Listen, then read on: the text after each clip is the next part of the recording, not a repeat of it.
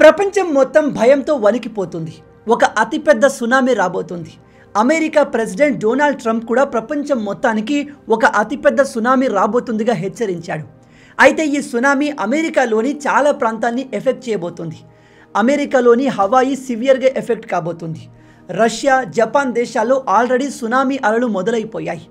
అయితే ఇది ఇక్కడితో అయిపోయేది కాదు, ఇంకా భారీ మొత్తంలో డిస్ట్రక్షన్ క్రియేట్ చేయబోతుంది అని సైంటిస్టులు చెబుతున్నారు.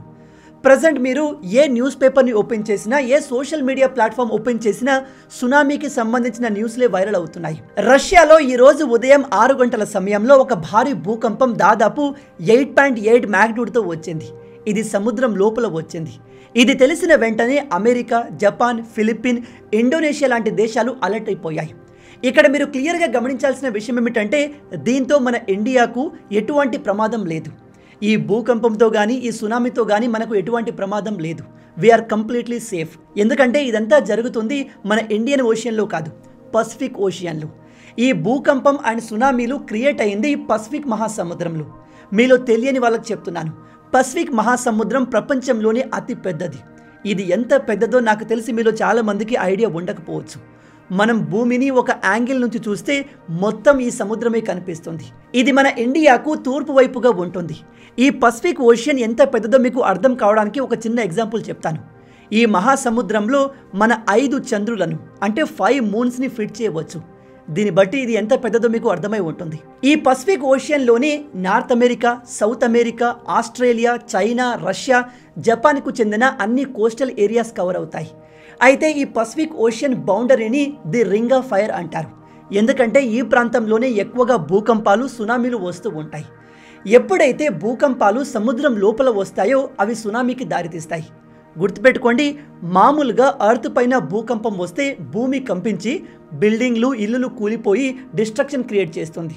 కానీ అదే భూకంపం సముద్రం లోపల వస్తే అది సునామీకి దారితీస్తుంది. సునామీ వచ్చింది అంటే సముద్రం లోపల భూకంపం వచ్చినట్టుగా అర్థం.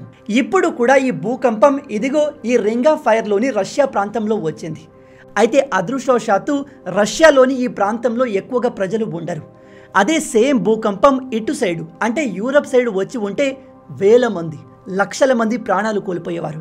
అయితే ఈ భూకంపం ఒక అతిపెద్ద సునామీని ట్రిగర్ చేసే అవకాశం ఉంది. ఈ భూకంపం ఏ లెవెల్లో వచ్చింది అంటే సముద్ర గర్భంలో ఉన్న అతిపెద్ద జీవులైన వేల్స్, తిమింగిలాలు జపాన్ తీరానికి, చైనా తీరానికి కొట్టుకు వస్తున్నాయి. 映像で見えている限りで3頭のクジラが確認できます。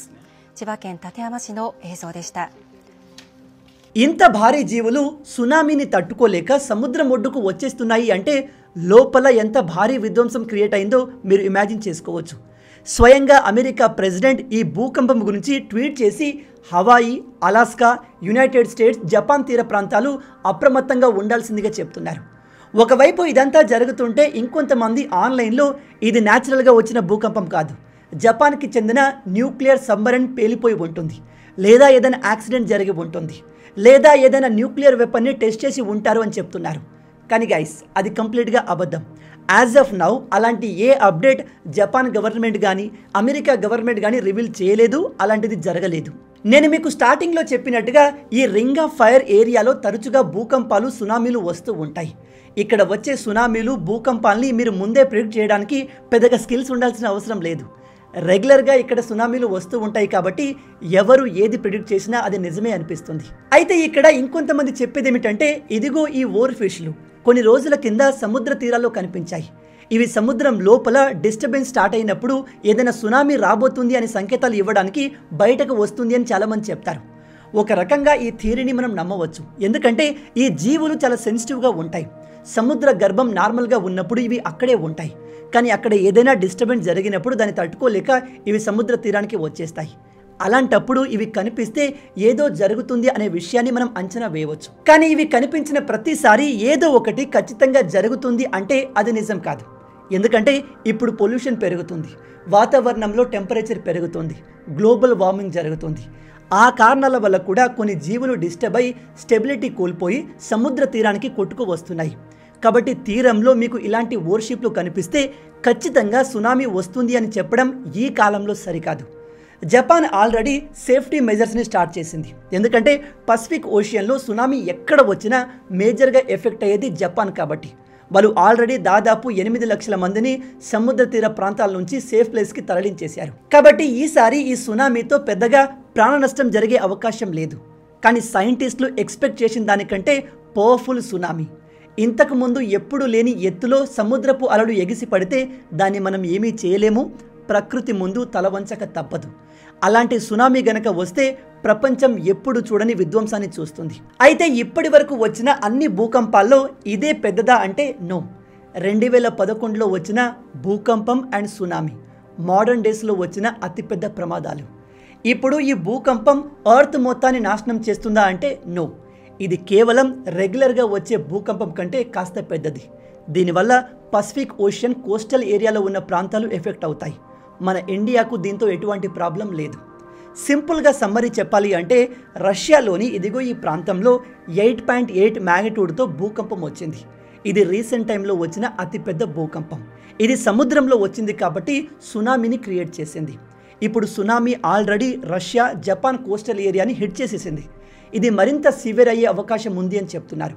కాబట్టి ఆ ప్రాంతాల ప్రజలు అలర్ట్గా ఉంటే సరిపోతుంది. కానీ ఇది వినాశనానికి దారి తీస్తుంది, భూమి మొత్తం నాశనం అయిపోతుంది అని మీరు అనుకుంటే I'm really sorry to disappoint you. అలాంటిదేమీ లేదు. ఈ ప్రాంతంలో ఇలాంటివి తరచుగా జరుగుతూ ఉంటాయి. ఇక్కడ అనవసరంగా ఫేక్ న్యూస్లు, థియరీలు స్ప్రెడ్ చేయాల్సిన అవసరం లేదు. బట్ ఇలాంటి భూకంపాలు మోర్ ఫ్రీక్వెంట్గా వస్తే అది ప్రపంచానికి ప్రమాదంగా మారే అవకాశం ఉంది. అలాగే పొల్యూషన్ పెరిగి గ్లోబల్ వార్మింగ్ జరుగుతుంది. ఇది మెల్లగా నార్త్ పోల్ మొత్తాన్ని కరిగించేసింది. దాంతో ఎలాగో సముద్ర మట్టాలు పెరుగుతున్నాయి అండ్ చాలా వరకు ఐలాండ్స్ మెల్లమెల్లగా సముద్రంలో మునిగిపోతున్నాయి.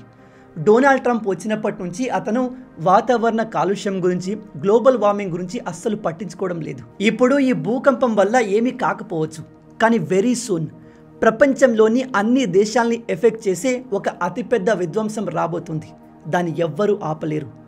మనుషులు ఇలాగే ప్రకృతిని నాశనం చేసుకుంటూ వెళ్తే దాని పర్యవసనాలు అనుభవించక తప్పదు. మొత్తంగా ఇవే ఈ వీడియోకి సంబంధించిన పూర్తి విషయాలు. ఈ వీడియో మీకు నచ్చింది అనుకుంటున్నాను. నచ్చితే అలా ఊరికే చూసి వెళ్ళిపోకుండా వీడియోని లైక్ చేయండి. రాబోయే వీడియోలో ఇంకో ఇంట్రెస్టింగ్ టాపిక్తో మళ్ళీ కలుద్దాం. అంటిల్ దెన్, జై హింద్.